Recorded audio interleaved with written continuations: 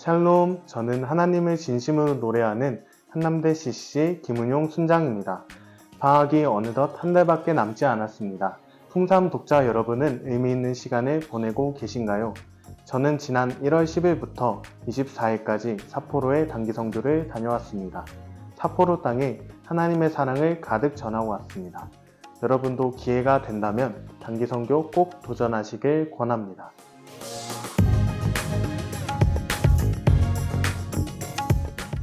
우리는 시편을 읽어가면서 다윗이라는 사람의 중심 사상을 새롭게 알게 되었습니다.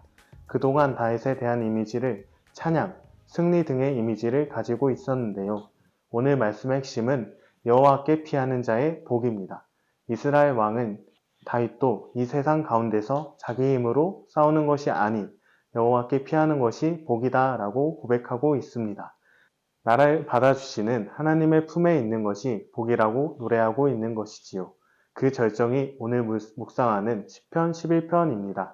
시편 11편에는 위험에 처한 다윗의 반응, 그리고 주변의 반응이 나옵니다. 다윗의 생애를 살펴보면 다윗은 끊임없이 생명의 위기를 겪었습니다. 하나님께서 다윗에게 기름 부으셨음에도 불구하고 장인 사울을 피해 오랜 시간을 도망다닙니다. 노년에는 아들 압살롬에게 쫓기기도 하죠. 오늘 본문의 그런 다윗의 삶의 한 부분을 잘 보여줍니다. 위험에 처한 다윗에게 다윗을 사랑하는 자들을 산으로 도망가라는 현실적인 조언을 건네줍니다. 다윗은 그들의 조언을 듣고 고백합니다. 4절에서 7절입니다. 다윗은 전적으로 하나님께 피했습니다. 다윗을 사랑하고 아껴서 산으로 피하라고 말했지만 다윗은 하나님께 피하는 것이 가장 좋다고 알고 그렇게 행동했습니다. 4절과 5절에는 다윗에게 확신을 준 근거가 기록되어 있습니다. 여호와께서는 사람들을 지켜보십니다. 여호와께서는 의인들을 시험하시고 악한 사람들과 폭력을 좋아하는 사람들을 미워하십니다. 7절에는 정직한 자는 그의 얼굴을 볼 것이라고 기록되어 있습니다. 의로우신 하나님께서는 의로우신 이를 좋아하십니다. 이처럼 의로우신 하나님은 우리를 항상 지켜보시고 우리를 선하신 뜻대로 인도하십니다. 의로운 일을 행할 때 위험을 처할 수도 있는데 세상은 항상 편한 길로 도망치라고 조언합니다. 나를 사랑하는 사람들의 조언 안에는 나를 향한 사랑과 애정이 담겨 있지만 하나님을 향하지 않을 때가 있습니다. 저는 캠퍼스에 전도를 나갈 때면 SNS에 전도 소식을 알리며 기도 요청을 합니다. 그럴 때마다 믿지 않는 학과 친구들이 걱정의 연락을 줍니다.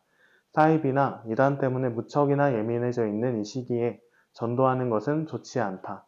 오히려 너에게 상처가 있을 것이다. 세상은 기독교를 싫어하고 배척할 것이다. 아끼는 친구니까 말리고 싶다는 등 다양한 연락이 왔습니다. 심지어 교회를 다니는 선배한테도 연락이 왔습니다. 복음을 전하는 것은 정말 의로운 일이지만 사이비 이단에 너무 예민해져 있는 시기에 전도하는 것은 위험한 일이라고 하더군요. 하지만 저는 얘기했습니다. 제가 복음을 전할 때 전혀 두렵지 않은 것은 아닙니다. 하지만 하나님께서는 분명 기뻐하실 것이고 하나님이 선하신 뜻대로 인도하실 것이라고 믿는다고 말했습니다. 오늘 말씀 묵상을 통해서도 다시 한번 느끼는 것 같습니다. 전국의 시민 여러분, 우리는 복음을 전해야 됩니다. 그리스도의 제자된 우리들은 세상에 선한 영향력을 끼쳐야 됩니다. 하지만 분명 고난도 있을 것입니다. 학교에서 경고를 받을 수도 있고 심지어 전도한다고 욕설을 들을 수도 있습니다. 세상은 편한 길, 즉 전도하지 말라고 조언할 것입니다. 하지만 하나님께서는 우리를 항상 지켜보시고 우리를 선하신 뜻대로 인도하십니다. 선하신 하나님을 의지하고 만약 고난이 있다면 하나님께 피하는 복 있는 삶을 사는 풍삼 독자 여러분 되시기를 기도하겠습니다. 샬롬.